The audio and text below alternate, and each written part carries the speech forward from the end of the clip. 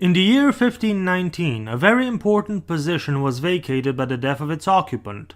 Palatine Emeric Perigny of Hungary died, causing a somewhat tense session of the Diet of the Realm of St. Stephen, as Janos Zapolia was once again blocked from the palatinal office by the consolidation of his enemies, who united behind the magnate and now elected Palatine, Stephen Batory.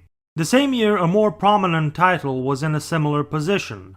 On the 12th of January 1519, Emperor Maximilian I von Habsburg of the Holy Roman Empire died.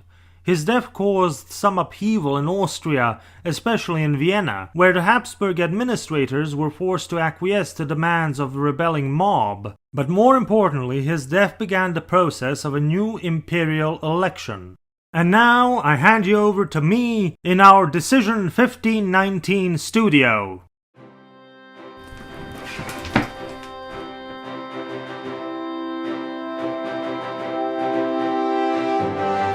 Thank you. For several months now, Europe has been expectantly awaiting the decision of the electorate of the Holy Roman Empire, all 7 of them. Over these months, the prince-electors have become the most influential and influenced men in Europe. As unlike previous elections, this one has a few prominent candidates from outside the Holy Roman Empire. The frontrunner and favorite, of course, is the late Emperor Maximilian's grandson Charles von Habsburg, King of Spain and its expanding overseas empire, King of Naples, Duke of Burgundy, and Lord of the Netherlands, who has also now inherited the family's Austrian possessions. Emperor Maximilian had attempted to elect and crown Charles as King of Germany and the Romans, that is to say imperial heir, before his death, most recently at the Diet of Augsburg last year, but he failed. The electors were hesitant, as many in Europe do not want Charles to succeed to the imperial throne. With his already vast wealth and power and familial alliances, many see it as tantamount to establishing Habsburg hegemony over Europe. But as much as some fear Charles, his position is not as secure as it seems, nor is the fear of him absolute.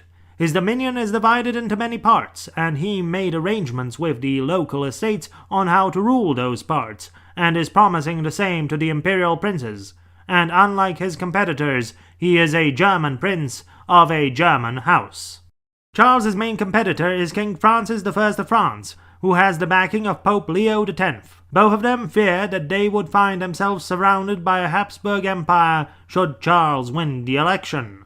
Francis is however disliked by the German estates for, well, being French, and they fear that the rich and powerful King of France, who rules a centralized and homogeneous kingdom, could attempt to impose his will by force, as the French kings had done in Italy in the now almost 3 decades past. Aware of this, both Francis and Pope Leo attempted to sway Prince-Elector Frederick the Wise of Saxony to throw his hat into the ring as a compromise candidate. The Prince-Elector is seen to have no external interest. He is an old and pious German prince, and he protects Luther. The controversial preacher has around the time of this election engaged in a public debate with theologian Johannes Eck, during which he has called the church councils fallible and papal authority the invention of the last 400 years, digging himself further into a heretical position, but I digress. The Prince-Elector has however refused to run for the imperial throne. He is elderly with neither the strength nor resources to take on the problems of the empire, nor challenge Charles if he decided to take the throne by force. The Elector of Brandenburg had also offered himself up as a compromise candidate, but due to his diplomatic shenanigans and putting conditions for his vote on the 2 frontrunners, he appears to not even have the support of his brother, the Elector of Mainz, who is firmly in Charles's camp, while Brandenburg seems to be closer to Francis. Another compromise candidate who had expressed interest in attaining the imperial crown is King Henry VIII of England, but it is doubtful that this candidacy was genuine, and appears to be more of a diplomatic stunt to leverage influence, as Henry is currently engaged in alliance negotiations with both Charles and Francis. The expenses of competing are also prohibitive for King Henry. King Louis II of Bohemia, Hungary, and Croatia has also been proposed as a compromise candidate, and by none other than Stephen Barbozi, who attempted to gain papal support for him. This choice would commit the resources of the empire to the defense of the Ottoman border, while also hurting the Habsburgs, who are somewhat detested in Hungary. But this candidacy appears to not have gotten much traction either. While we are on the subject of the King of Bohemia, we must of course discuss the vote of the Prince Elector of Bohemia. Both the estates of Bohemia and Hungary, as well as Louis's uncle and guardian, King Sigismund of Poland-Lithuania, have claimed the right to exercise the underage king's vote.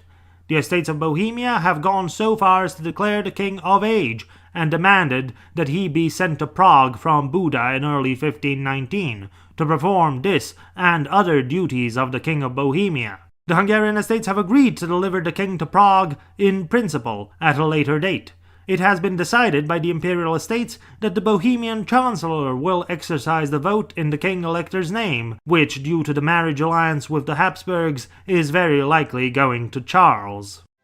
And thus we come to this moment of election in Frankfurt in June of 1519. The electors have been meeting for several days now, and any of the mentioned candidates need a simple 4 out of 7 majority to be elected. The two frontrunners have been evenly matched in terms of military strength, the threats they posed, and the promises they made. And large transfers of money lobbying efforts have been occurring between the candidates and several electors. The difference appears to be that while the King of France is paying out immediately, the late Emperor Maximilian had arranged for his bankers, mainly from the Fugger clan, to send out promissory notes that will be paid out later, if of course Charles is elected. It is alleged that the Fuggers have prepared over 2 tons of gold to be paid out should their candidate win. It has also been rumored that on one of the voting days the Prince Elector of Saxony has been elected as emperor, but he turned down the crown, as he had refused to vote for himself after gathering 3 votes. Afterwards it is said that he spoke in support of Charles, and we might have the results. Yes, on this day, the 28th of June 1519, after gathering the required majority in a show of unity and support for the new emperor, the electors have unanimously elected Charles von Habsburg as King of the Romans and of Germany, and elected Emperor Charles V. Back to me in the future.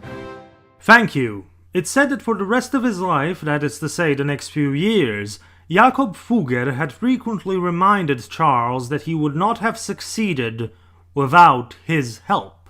With Maximilian's death and Charles's election, it would take time to clarify the new geopolitics of Europe. What path will the new elected emperor pursue? Meaning that any effort of an anti-Ottoman crusade was effectively abandoned, meaning that the realm of St. Stephen was once again left to its own devices. King Sigismund of Poland-Lithuania advised his nephew to make peace with the Sultan, because no help was coming. Sigismund himself had other concerns. The court in Buda had been negotiating a truce with the Sultan, and a secret agreement had been reached in March of 1519, with provisions that forbade the building of new fortresses on sections of the border, and stating that raids of up to 500 men were not considered breaches of the truce. The agreement was kept secret until the Sultan's positive reply came in the autumn. The envoy that brought it had been kept in honorable detention by Sultan Selim since 1516.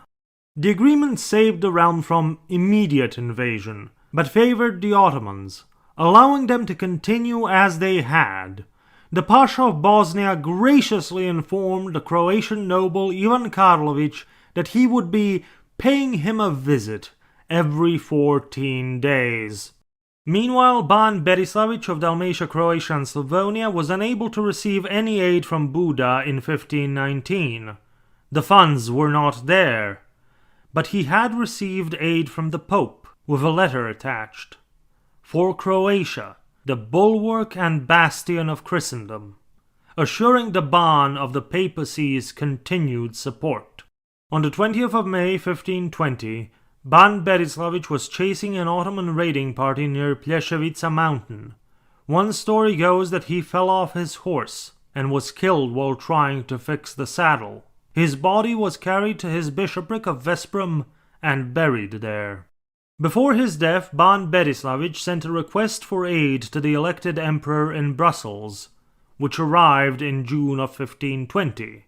The emperor approved of sending some aid to the Ban, and a few days later he sent his condolences to King Louis for the loss of a capable commander.